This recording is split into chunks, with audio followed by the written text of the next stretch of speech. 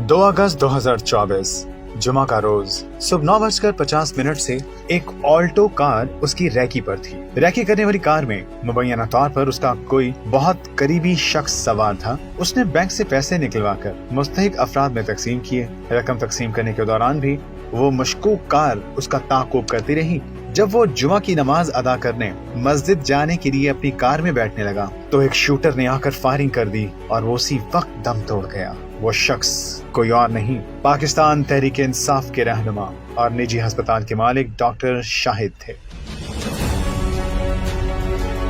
Doctor Shahid Siddique ने बहुत छोटे पैमाने पर बतौर डॉक्टर अपने करियर का आगाज किया था, लेकिन फिर उन्होंने अपनी मेहनत के बलबूते पर मेडिकल सेंटर और अस्पताल बनाए, जिसके बाद उनका शुमार लाहौर के अमीर तरीन लोगों में होने लगा। कत्ल के मुकदमे की FIR के मुताबिक कत्ल के वक्त डॉक्टर शाहिद के साथ बेटा तैमूर और उनके भाई साजिद भी मौजूद थे। डॉक्टर शाहिद सिद्दीक की नमाज जनाजा उनके बेटे कयूम शाहिद ने पढ़ाई थी। बाप की नमाज जनाजा पढ़ाते हुए वो ज़ारो कतार रो रहा था, लेकिन डॉक्टर शाहिद सिद्दीक के कत्ल की तफ्तीश के दौरान ऐसे लर्ज़ाखेज इंकशाफात सामने आए जिसने पूरे मुआशरे को हिला के रख दिया। तफ्तीश के दौरान इंकशाफ हुआ कि डॉक्टर शाहिद के बेटे कयूम ने ही करीबी दोस्त शहरियार के साथ मिलकर बाप के कत्ल का मंसूबा बनाया।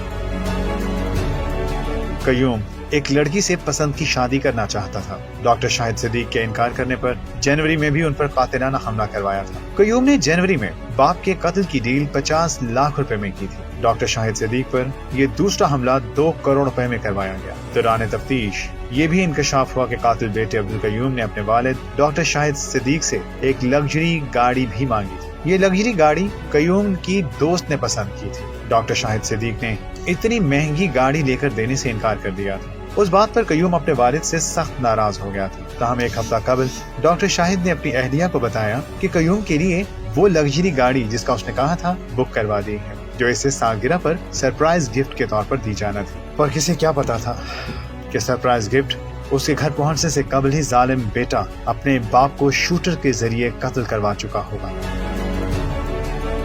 और ऐसा ही हुआ। उस सरप्राइज गिफ्ट के घर पहुंचने से कबल ही जालिम बेटे ने अपने बाप को शूटर के जरिए कत्ल करवा दिया। डॉक्टर शाहिद सिद्दीक पर फायरिंग मुल्जिम नवाजिश ने की। सज्जाद और शाहिद ने डॉक्टर शाहिद सिद्दीक की निशानदेही की और साथ मौजूद रहे। वारदात के बाद मुल्जिम मौका से फरार हो गए, जिनमें सज्जाद और शाहिद सगे भाई, जबकि एक मुल्जिम शहरियार सज्जाद का बेटा है। नवाजिश शूटर है जिसने फायरिंग की और तमाम मुल्जिमों ने एतराफ़ जुर्म भी कर दिया था। नाज़रीन, आज इस केस के हवाले से एक बहुत बड़ी खबर आई है कि लाहौर हाई कोर्ट ने डॉक्टर शाहिद सिद्दीक कत्ल केस में मुल्जिम बेटे की जमानत मंजूर कर दी। मुल्जिम अब्दुल कयूम की जमानत 10 लाख रुपए के मचलकों के एवज मंजूर की गई।